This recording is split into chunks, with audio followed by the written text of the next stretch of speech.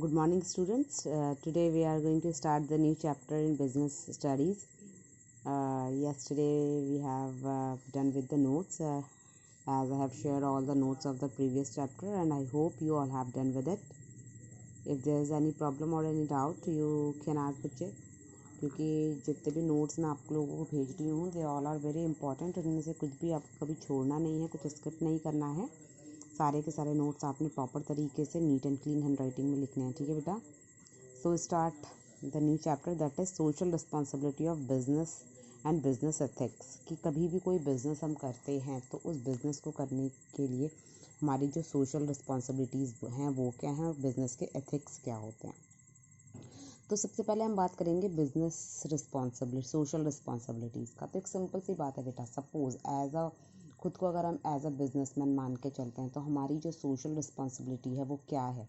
सबसे पहली जो हमारी रिस्पॉन्सिबिलिटी होती है वो ये होती है कि हम जो भी काम कर रहे हैं, जो भी हम बिज़नेस कर रहे हैं, वो सोसाइटी के वेलफेयर में होना चाहिए. जो भी हम उसमें सामान बना रहे हैं वो इस तरीके का होना चाहिए जो किसी भी तरीके से इन्वायरमेंट को हार्म ना करता हो, सोसाइटी को हार्म ना करता हो. दूसरा, जो भी हम सामान बना रहे हैं उसमें हम किसी भी तरीके की अनफेयर प्रैक्टिस नहीं करेंगे. जैसा हम सामान कह रहे हैं वैसा ही प्रोवाइड कराएंगे, रेगुलर मार्केट देंगे. और दूसरा जो मोस्ट इम्पॉर्टेंट फैक्टर होता है वो होता है कि सोसाइटी में एम्प्लॉयमेंट जनरेट करना. ये सारी चीज़ें जो होती हैं ये होता है आपका सोशल रिस्पॉन्सिबिलिटी. ठीक है. The idea of social responsibility suppose that the corporation has not only economic and legal obligation but also certain responsibility to society which extend the beyond these obligation. मतलब कुछ तो obligations होते हैं कि वो तो आपने करने ही करने हैं, है ना, कि अच्छा सामान आपने देना है, किसी भी तरीके की मल प्रैक्टिस नहीं करनी. लेकिन कुछ एक आपके इनसे बियॉन्ड भी कुछ चीज़ें होती हैं, रिस्पॉन्सिबिलिटीज़ होती हैं जो आपको एज अ बिजनेस पर्सन आपको वो करनी पड़ती है. ठीक है. अब है आपका the cases for social responsibilities. क्या क्या केसेस हैं सोशल रिस्पॉन्सिबिलिटीज़ के. तो सबसे पहले है सेल्फ इंटरेस्ट. कि कोई भी इंसान एक अपनी सोशल रिस्पॉन्सिबिलिटी को तभी निभा सकता है जब उसका खुद का सेल्फ इंटरेस्ट होता है. अगर उसका खुद का सेल्फ इंटरेस्ट, सपोज मैं बिज़नेस करती हूँ, अब जब तक मेरा इंटरेस्ट नहीं होगा मैं किसी को काम दूँ या ना दूँ, मैं इन्वायरमेंटल फ्रेंडली चीज़ें बनाऊँ ना बनाऊँ, मैं अपने हिसाब से किसी भी तरीके से काम करूँ. तो मतलब जब भी हमें सोशल रिस्पॉन्सिबिलिटी की बात करते हैं तो सेल्फ इंटरेस्ट का होना बेहद ज़रूरी है.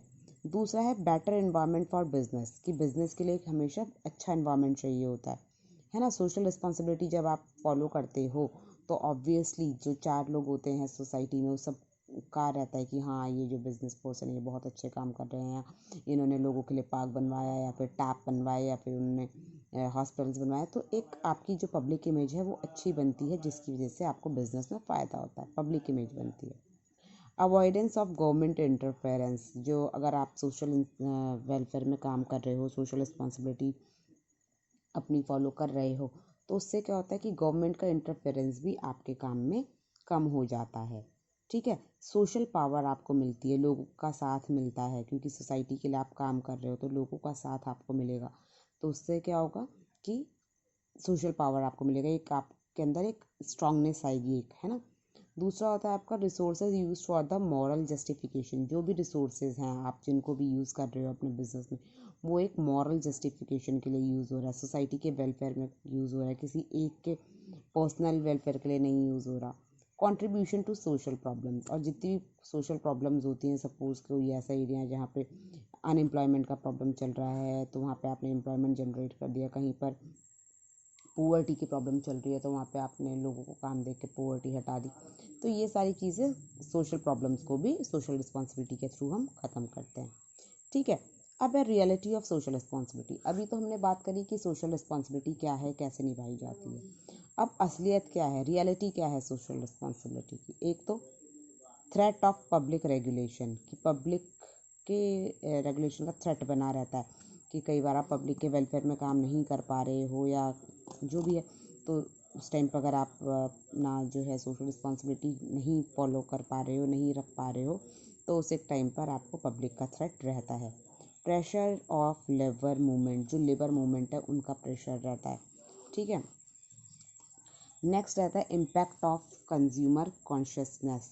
कंज्यूमर कॉन्शियसनेस का मतलब क्या है कि जैसे मान लो आप अपना काम कर रहे हो, सोसाइटी में रह के अपना काम कर रहे हो, और सपोज़ कोई कंज्यूमर है, उनको आपका सामान या कोई चीज़ ऐसा समझ नहीं आ रहा है, तो उसका असर भी आपके सामान पर या आपके काम पर आता है। ठीक है। नेक्स्ट आता है आपका development of social standard for business. Social responsibility निभाने से क्या होता है कि लोगों को आपके बारे में, आपके बिजनेस के बारे में, आपके सामान के बारे में समझ में आता है, जिससे कि सोशल स्टैंडर्ड डेवलप होता है। और सोशल स्टैंडर्ड डेवलप होता है तो उससे ये फ़र्क पड़ता है कि आपका सामान, जो भी आप प्रोडक्ट बना रहे हो, वो भी इम्प्रूवाइज्ड होता रहता है। ठीक है। नेक्स्ट है आपका development of business education. Business education develop होती है उससे, है ना। आप को पता है कि आपको किस तरीके से बिज़नेस करना है, तो उसके लिए आप बिज़नेस के लिए एजुकेशन आप लेकर आते हो। मतलब अपने बिज़नेस को इस तरीके से चलाना है जिससे कि सोसाइटी को फ़ायदा हो, सोसाइटी के वेलफेयर में काम हो, तो बिज़नेस एजुकेशन डेवलप होता है। ठीक है। नेक्स्ट है relationship between social interest and business interest. अब दूसरा क्या है, एक चीज़ और हो जाती है बेटा, सोशल रिस्पॉन्सिबिलिटी की एक रियलिटी ये भी है कि कई बार सोशल इंटरेस्ट और बिजनेस इंटरेस्ट के बीच का जो रिलेशन है वो थोड़ा सा ट्रिकी हो जाता है। क्यों? कि भाई अगर बिज़नेस के हिसाब से देखें तो हमें सामान थोड़ा सा ऐसा बेचना है जिसमें जो है कॉस्ट कम लगे और हमें प्रॉफिट ज़्यादा हो। और सोशल इंटरेस्ट देखना है तो हमें अच्छे से अच्छा सामान कम से कम लागत में बना के भेजना है, कम से कम कॉस्ट में भेजना है। तो इन दोनों चीज़ों के बीच में थोड़ा सा कॉन्ट्रडिक्शन हो जाता है। ठीक है। Development of professional managerial class. दूसरा क्या है कि हमें, हमारी रियलिटी भी है सोशल रिस्पॉन्सिबिलिटी निभाते हुए कि हमारा जो काम है वो इस तरीके से डेवलप्ड हो कि वो प्रोफेशनल तरीके से काम लगे, कि भाई हाँ, जो भी काम है वो प्रोफेशनल तरीके से हो रहा है, जिससे कि सामान को हम इजीली बना पाएँ और अच्छे तरीके से बना पाएँ और लोगों को इजीली उसे प्रोवाइड करा पाएँ। मतलब कोई भी ऐसा इनफॉर्मल तरीके से काम ना हो जिससे कि लोगों को समझ में ही ना आए कि क्या चल रहा है, कैसे चल रहा है। ये सारी चीज़ें हो जाती हैं ना बेटा। तो यही सारी चीज़ें हैं सोशल रिस्पॉन्सिबिलिटीज़ को लेके। उसके अलावा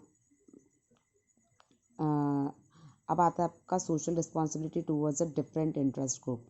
ठीक है। तो सबसे पहले सोशल रिस्पॉन्सिबिलिटी जो हमारी होती है बिजनेस टूवर्ड्स अ कंज्यूमर, कि कंज्यूमर के टूवर्ड्स हमारी क्या रिस्पॉन्सिबिलिटी है। तो सबसे पहले आपका production of safe item by maintain quality standard. सबसे पहले हमारी जो रिस्पॉन्सिबिलिटी है बनती है वो ये बनती है कि हम जो भी सामान बना रहे हैं वो सेफ हो और उसकी क्वालिटी अच्छी हो। ठीक है। अच्छी क्वालिटी का सामान हम अपने कंज्यूमर को प्रोवाइड करें। To ensure regular supply of goods and service. हम जो भी सामान बना रहे हैं उसका मार्केट के अंदर हम रेगुलर सप्लाई करें। ऐसा ना हो कि 1-2 महीने मिला और फिर क्राइसिस हो गई, लोगों को जैसे उस सामान की आदत हो गई, सामान अच्छा लगने लगा, तब तक मार्केट में उसकी क्राइसिस हो गई। तो ऐसे नहीं करना चाहिए। To educate customer regarding to the users of content and of the product. जो भी सामान आप बना रहे हो उसके बारे में अपने कस्टमर्स को एजुकेट करना चाहिए कि इसमें क्या है, क्या क्या सामान इसमें डला हुआ है, क्या क्या कंटेंट है, किस किस तरीके से यूज़ करना है, ये सारी चीज़ें। Being truthful in advertising. अपना जो भी हम प्रमोशन करते हैं, एडवर्टाइजमेंट करते हैं अपने प्रोडक्ट को लेके, तो वो जो एडवर्टाइजमेंट है वो ट्रूथफुल होने चाहिए। मतलब ऐसा नहीं होना चाहिए कि सामान बेचना है तो आपने कुछ भी कह दिया कि कॉम्प्लान पियेंगे तो हाइट बढ़ जाएगी, फेयर एंड लवली लगाएंगे तो बोलेंगे, ये कोई चीज़ें नहीं होती हैं। ठीक है। तो हमेशा ट्रूथफुल होना चाहिए। To follow fair trade practice, की जो आपकी ट्रेड प्रैक्टिस है वो हमेशा साफ़ सुथरी होनी चाहिए, अच्छी होनी चाहिए। ठीक है। कुछ भी गलत सामान नहीं मिलाना चाहिए क्योंकि लोग उसे यूज़ कर रहे हैं। ठीक है। To handle consumer complain and grievance. जो भी कंज्यूमर अगर आपको आपके प्रोडक्ट से रिलेटेड कुछ भी अपनी कंप्लेन कर रहे हैं तो उनको ओपन हैंडली लीजिए और उसको दूर करने की कोशिश करनी चाहिए। To design and develop the product keeping in mind the need and the requirement of the customer.